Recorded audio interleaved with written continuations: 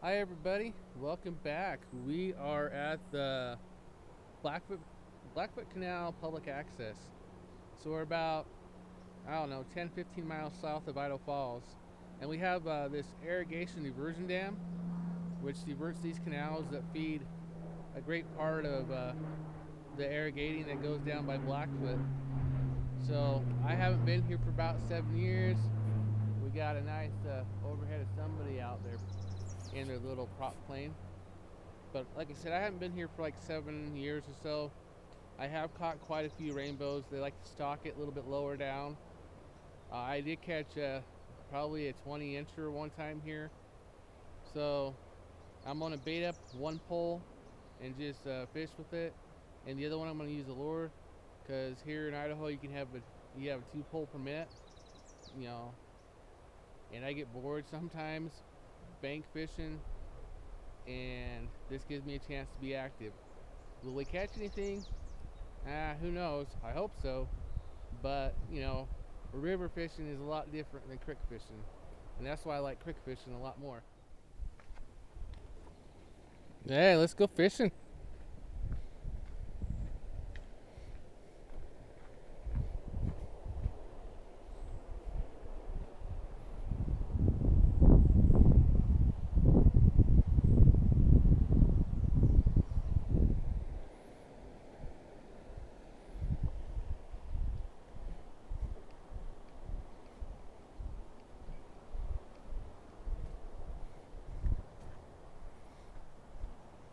And over here, you got private property, so it's always great to be respectful.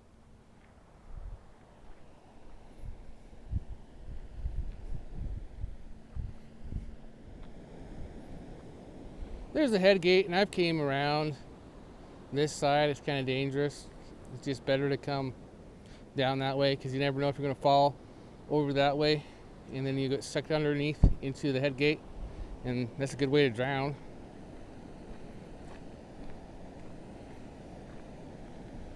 So over on the other side, where it makes a big bend over there, I took my daughter about 7 years ago now, and we caught the biggest fish I ever caught here on the Snake River. It was a 10-pound sucker, and it about pulled my daughter into the river while she was reeling on it.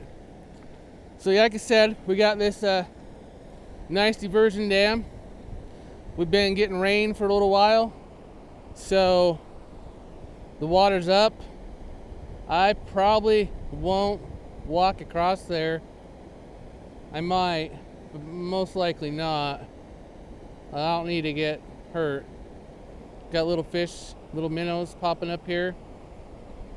So the biggest fish I ever caught down here was off the end down there with a lure going in that current. When it's winter, late fall, this is a lot lower, and there's a bar out there where you can walk on, and I've caught plenty of fish that way too.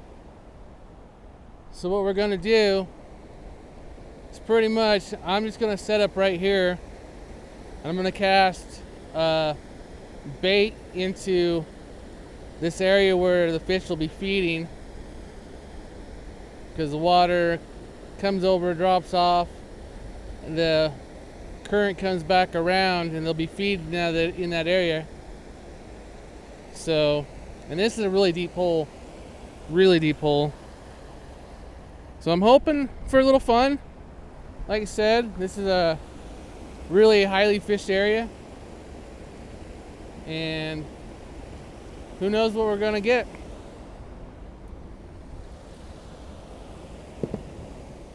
So my line was pretty frayed, so I replaced a whole bunch of it.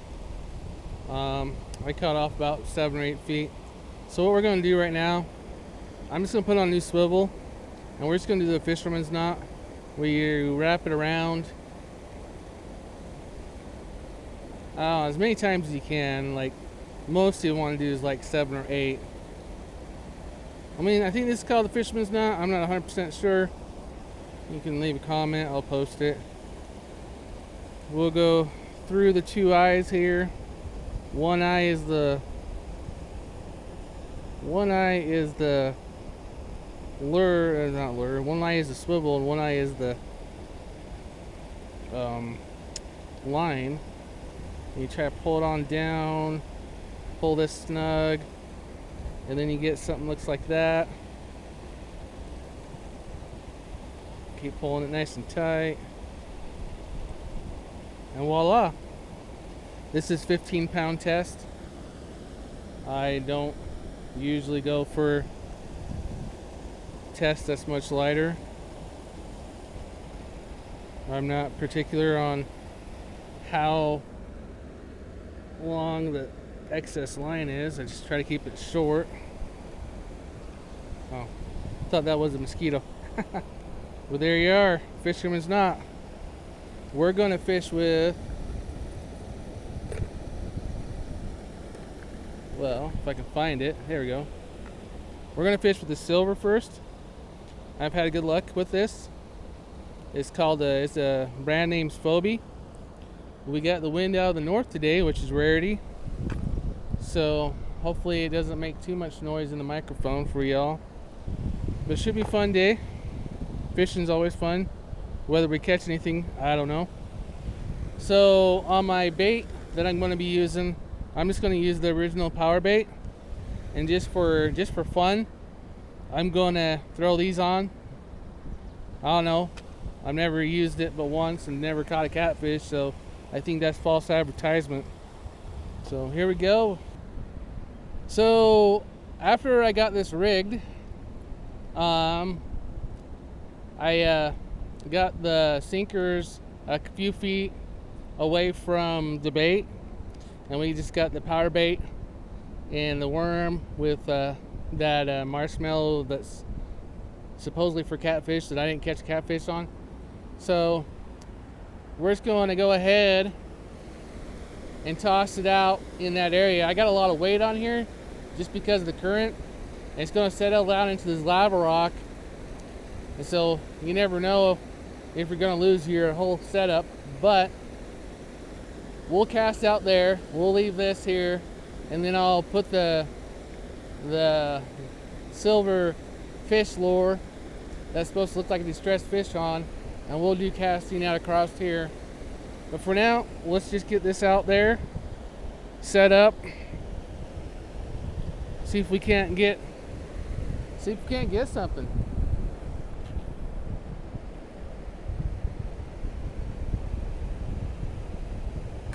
Give it plenty of slack, and then that way it will set out there farther for you. Best part about all the lava rock,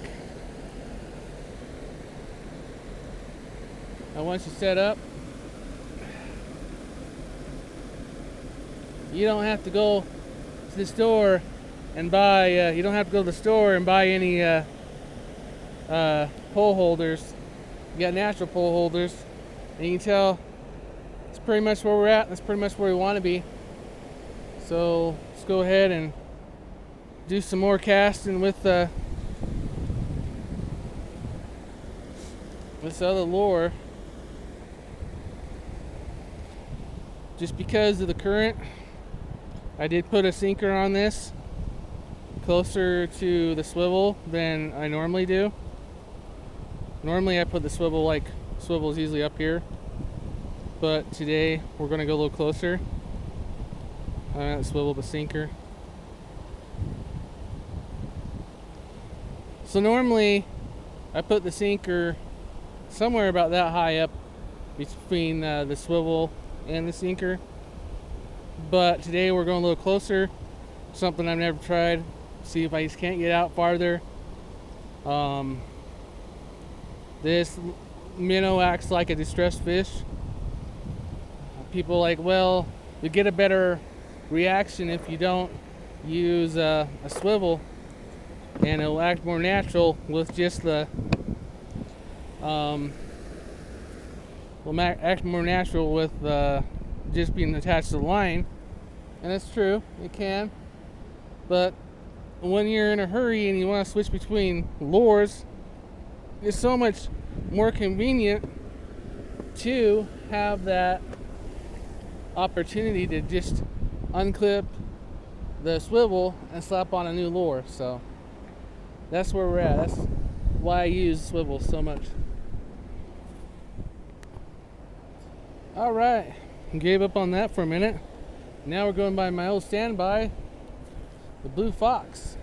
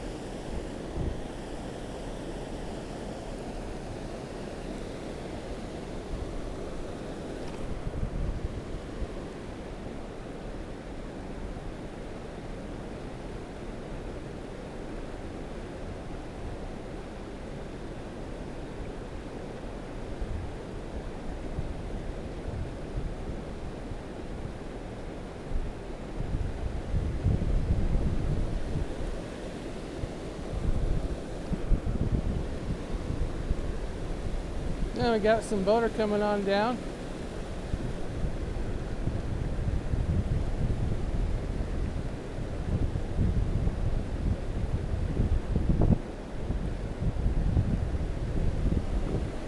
See if he can navigate that little channel pretty good.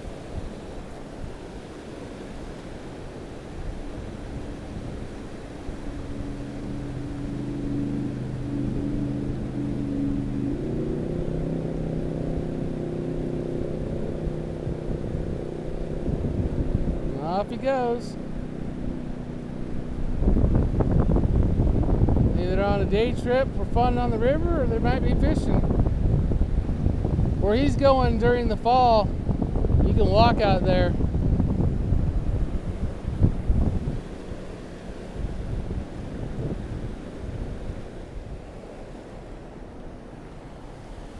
Guess I'm just gonna do bait fishing. If I catch anything, I guess I'll show you. So welcome to Robert's Gravel Pond. I-15's over there. So in the construction of I-15, they dug all the sand out, made a great base for I-15, and the subwater is pretty shallow here, so it subbed all up, and it sat derelict for a while, and then a guy by the name of Jim Moore, he decided why not make it into a recreation area. So back in the day, they planted in like little bluegill and bass and catfish, but the fish proliferated, is that a word, right? So much that they ended up having to come in here and kill them all out because they weren't growing in size, they were just reproducing really small. So now we got perch, yellow belly perch. They put in some catfish again a few years ago. I heard somebody caught a 5-pounder off of the handicap area over there. But and I caught a 5-pound rainbow because they went and shocked the Snake River, and they dumped like 300 of them in here. And I was using a little minnow, and needless to say, I caught the 5-pound fish. And then I caught my hand with a little Rapala, which kind of hurt.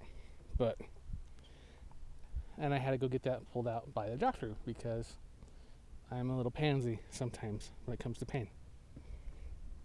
So the water's really subbed up. Normally this would be dry. So it's really shallow right here. The only thing that I'm really here for is the perch, because I got skunked on the Snake River, and I wanted to catch something, and I wanted to be able to share with everybody me actually catching something. Where that gentleman is out there in the boat, this is the deepest side, the deepest part of the pond. Over there is pretty shallow. One time I did have a little boat and I went out on this, but yeah, you can see like pockets where the water subs up out there, and the rest is just moss. So I don't know how well you can see this right now, but right down there at the end of my pole is just water just trickling in like crazy, and that's just the subwater. So the fish were skunking me on the north side, which is right over where we were, and we're all the way here across on the deeper side, on the south side. So we're gonna shimmy down this incline here and see if we can't entice some perch to bite on this side. I decided to grab the worms too, because I know I can catch worms. Well, I can catch worms because they're already caught for me, but look how clear that is. Wow. Normally this isn't as clear because subwater and the moss. But then we had almost a week of cold. I guess not cold. Well, it was from the 90s into the 60s, in the mid 60s, low 70s. So I'm pretty sure that really affected how these perch are acting. See a whole bunch of little minnows just cruising up there. So until they got a successful reproduction going on in here. The ants love the sand, so we're going to walk in the water.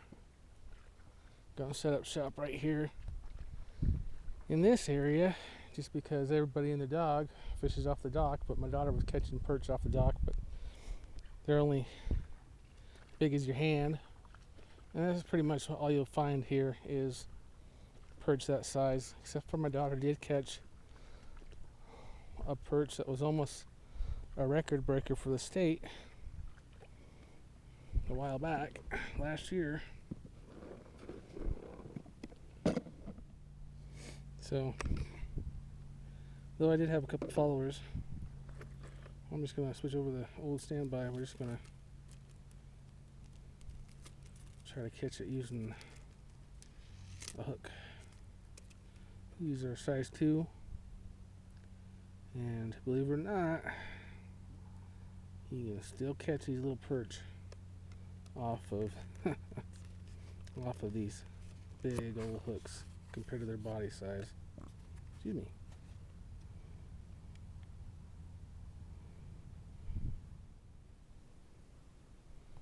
I just had 2 dragonflies land right in front of me in the water. I don't know if they were mating or fighting. I couldn't really tell.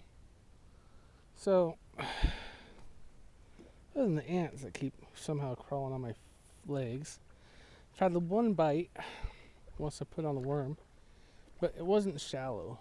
So, none of the perch seem to be shallow. They don't seem to be cruising up and down like normal. So, I'm going to have to try to get out there. But with the weight on,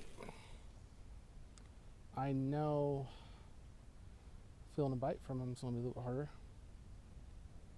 So we'll do our best. One time I came out here with my friends and they were just casting out and letting their lines sit, right? But I was casting out without any, with just worm on and no sinker. In like an hour and a half I got 60 perch.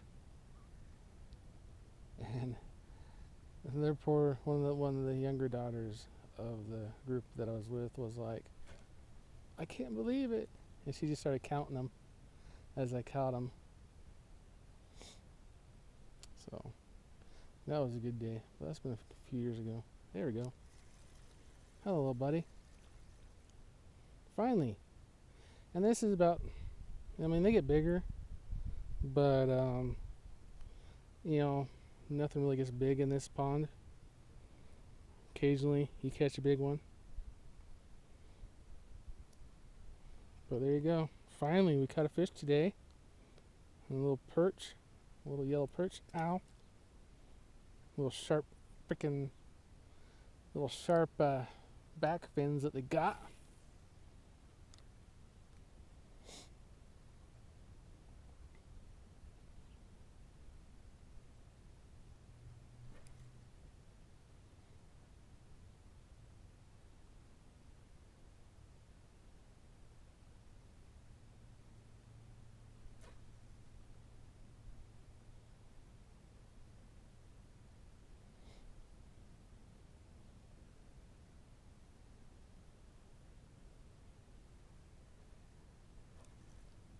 Yeah, there we go. Boom. Yay. Second one.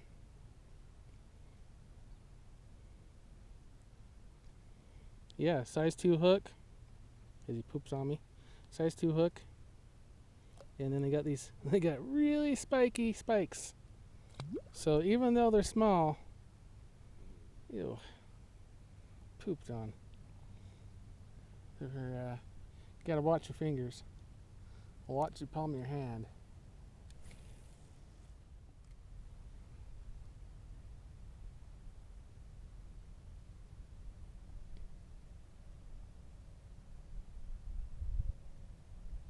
There we go. That enticed something. Yeah.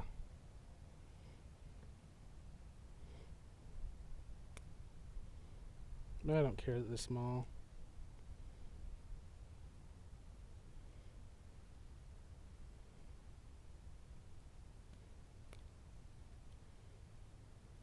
They're just tiny, but they're fun.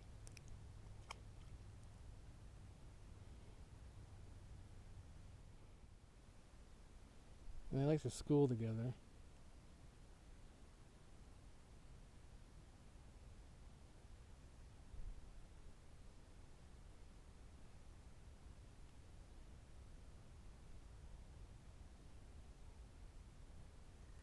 There we go. Ah. Oh, did he eat it? Tried to. Little bugger. He tried to eat that. He got down pretty far too before I got him. They got sharp little points. Man, they got sharp little points right here on their cheekbone that hurt. And then their spikes. Those hurt. Especially if you time it wrong. When you go to grab them. Let's see if they're aggressive now. Maybe another one will hit what's left over on that. And most times you don't even have to refix your worm too much, just enough to make it a challenge to get off the hook.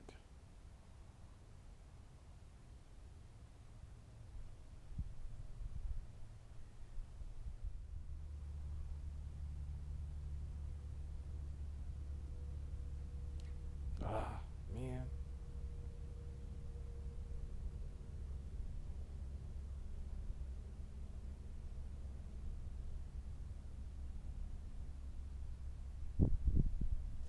There we go. There we go. Saw him strike.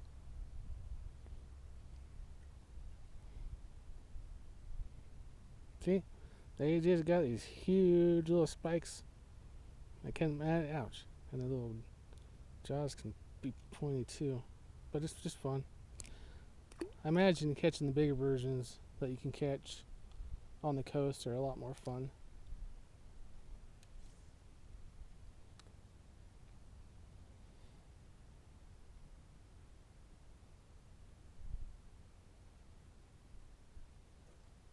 Oh, I thought I was going to bite. And we were. Yay.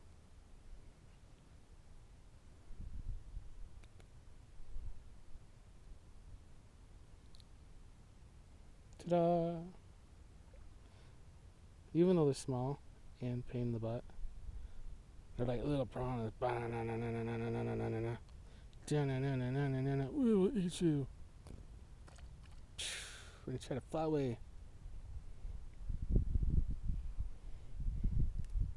Ouch.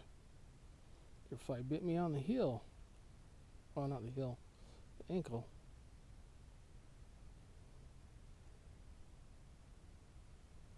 There we go. I saw him taking off with it. He's like, I got me a free meal. I'm like, no, you don't. Oh, he's been caught before. But not by me. I caught him on the outside because I saw him taking off with it. But he's been caught before because that part of his jaws broke off. Aggressive little buggers. Fun though.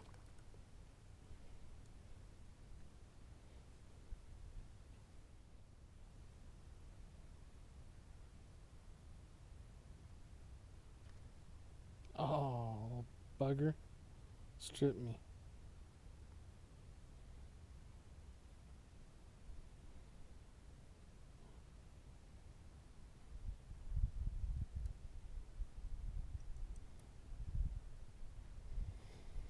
Well, today wasn't quite the day that I had planned.